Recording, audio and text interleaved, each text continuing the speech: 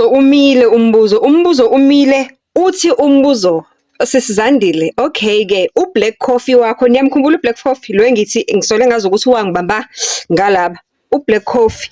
So umbuzo umile ukuthi nahlukaniswa yini no-black coffee? Lalela, pendula yes. Hello, sanibona nidumelang igama uZandi isibongo umfeka umalwandle lo lwandle kalwela lwezibhekane zona isihambela lekude phezulu.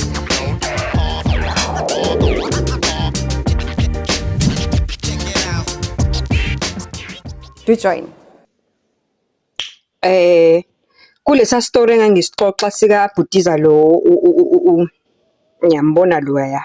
Yes, yena leyo u-black coffee. Ake simbize ngo-black coffee this time around. Simbize nje ngo-black coffee. Uthi black coffee sabhlukaniswa yini ke no-black coffee? Okay guys.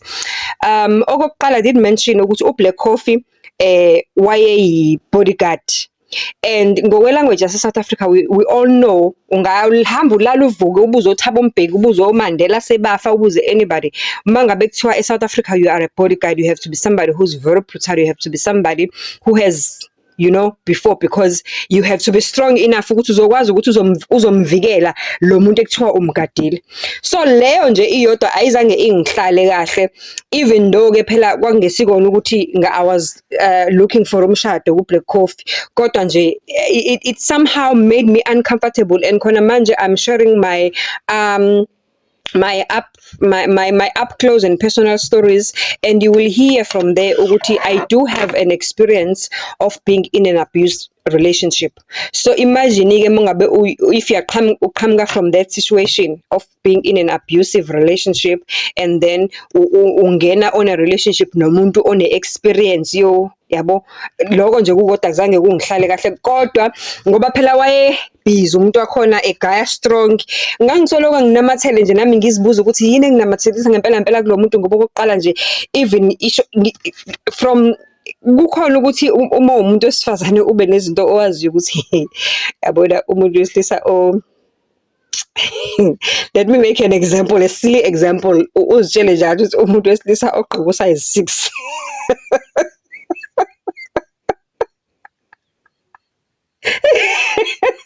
like guys, ngigqoka size 7 mina, I'm a woman, ngigqoka size 7. How can I date a man that wears size 6? I know it's a silly example, it doesn't make sense, kodwa emntwini oyi-understandayo into engisho uyangizwa ukuthi ngithini. Okay, fine.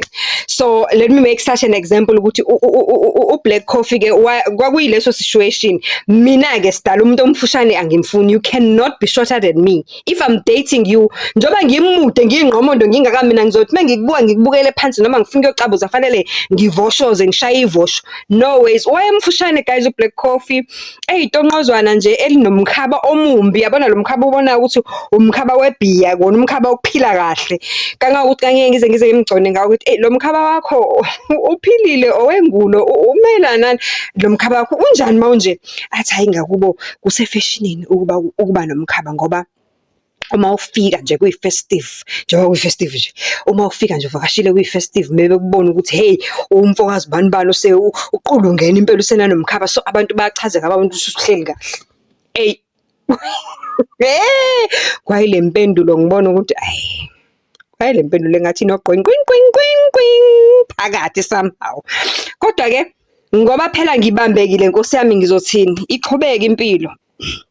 Now come the time ukuthi ke siye kumarobalo ke no black coffee phela. At some stage there's somebody has to give in. It's either I give in ukuthi eze kwami, or I give in ukuthi ngiye kwakhe. And then for the longest of time bekaloku efuna ukuthi ngiye kwakhe, ngithi ngaya vele kwakhe once ngalesa sikhathi ngize ngimbaleka. You remember, if you've been following the story, there was a time where la ngimbaleke khona kade engi-invite for lunch, but angilalanga that particular day. But the real reason zuthu, one, u-black coffee mangifika kuyena wangitshela ukuthi unomuntu. Okay fine, anginandaba mina ke I don't know la yabo manje uzongitshela ukuthi unomuntu, ngisho ngangitshela ukuthi unabantu bayi10, ngisho ngangitshela ukuthi une girlfriend eThekwini, une girlfriend eMdludi, une girlfriend eVeralem, une girlfriend eCape Town. I don't care, because angizange kubona bonke labo bantu, kodwa at that particular point in time it was a different situation, because angithi vele ngishilo ukuthi kwakunalaba. okay fine, angitshele ukuthi kunomuntu and angitshele nje yonke into, shame why honest, yazi angitshela nokuthi umuntu wakhe pregnant. Okay. One thing that I really hated, I've just met you and each and every time sikhuluma wena ufaka igama lalo muntu, each and every time sikhuluma ufaka igama lalo muntu, and lo muntu yabo mekuthiwa uyafona guys, yo uyafona, akanqeni ukuthi uBlack Coffee athi ebuya emsebenzini ngo-11 in the midnight. At that time I had already given in ukuthi okay fine, at some point ke kufanele ke kube khona lento yokuthi yabo mavakashelana, so sesiyavakashelana, athi engena ngomnyango nje kube nkrinkri ifone yalo muntu uyithe yafona. Hayibo, kanti umuntu o10 lo akalali, ubhizi 4 AM in the morning uyafona, 3 AM in the morning uyafona. Kaze ngabuza uthe lo muntu wakho umithi umuntu o10 lo omithi ongalali kanje ohlalela ukufonela nawe day in day out. Kodwa ke iyeke ke leyo ngoba yasikhathi impela nje up to a point la okwafika khona ukuthi sekufanele umuntu wakhona ayoteta. Okay, there was it. Okay, let me explain this to you. Mina I'm this kind of a person ukuthi mangabe ngise life yakho and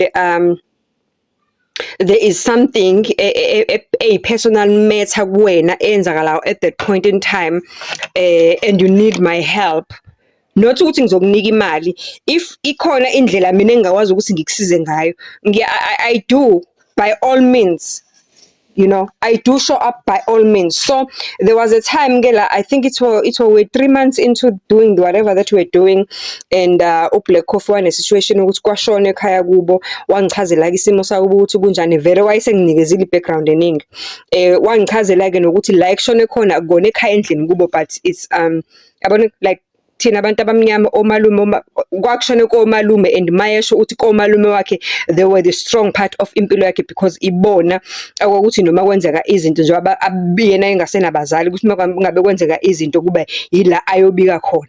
So omalume wakhe ba important kuyena, akakwazi ukungamncwabi umuntu oshonile komalume wakhe, and umuntu omdala lo shonile kwakuwumalume ke lo ayishonile ke. Ayisolo kwakumalumekazi ke lo ayishonile ke.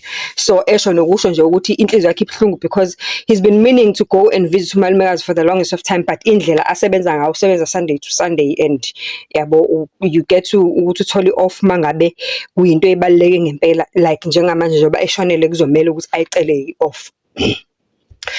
Bese kuba ne-issue yokuthi indlela asebenza ngayo, and shame at the time wayehamba ngosigedlemba nje imoto eyihamba locally engakwazi ukuhamba ku-freeway.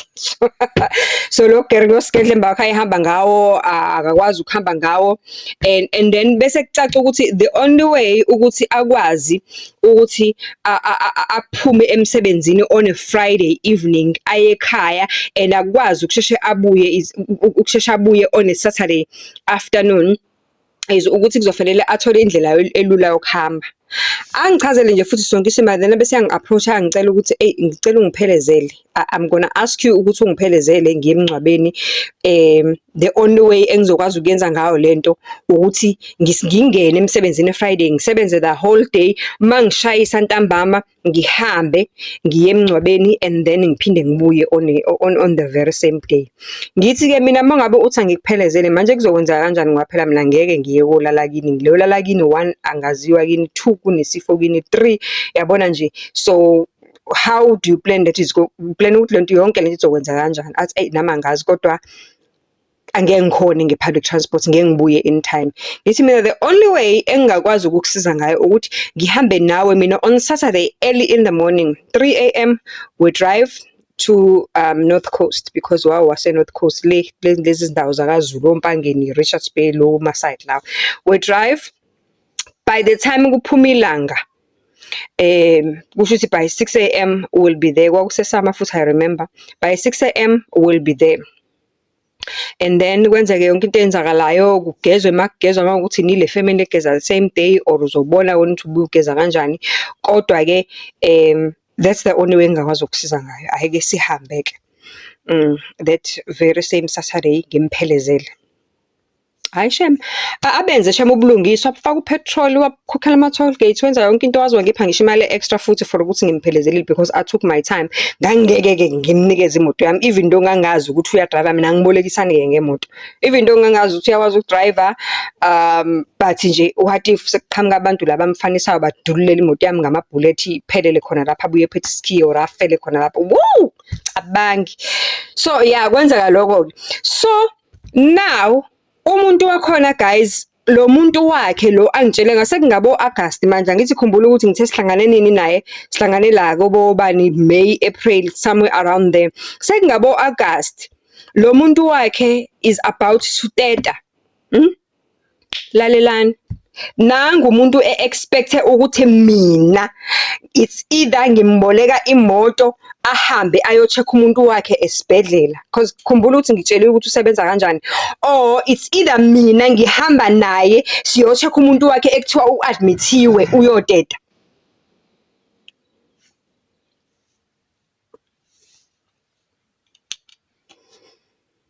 Balance me.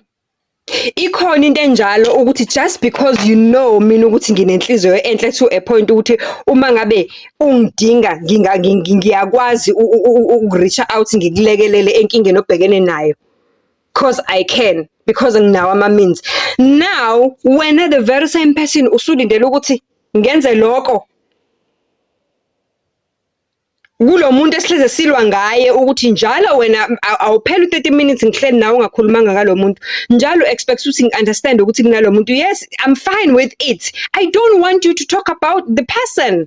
Indaba yakho enihlanganisile okwenu nobabili, mina ngihlanganise into nawe, and into engiyihlanganise nawe asikho isidingo sokuthi idilute manje yini.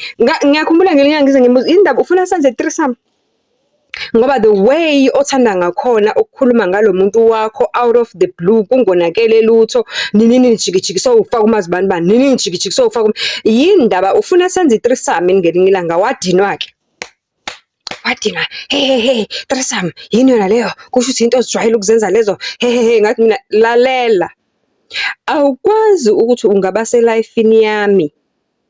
Ewe ngiyakurespecta ukuthi wena uthi or wena wathi mawufika elifini yami wangitshela ukuthi unomuntu, ngiyakurespecta lokho and akungithinti futhi akungifuni lokho, angifuni ukuzwa ngaye. There is no need for me ukuthi ungitshele ngaye ukuthi wenzani or wenzani or yini ayenza. Mina zonke izinsuku ngizohleze ngilalele ububi nobuhle balo muntu wakho, u-expect ukuthi ngiphendule ngithini, ngilekelele uma ngabe umkhuluma kabi, ngilekelele uma umkhuluma kahle ngithi hey hayi ngempela niyathandana. Yini ofuna ngisho ngempela?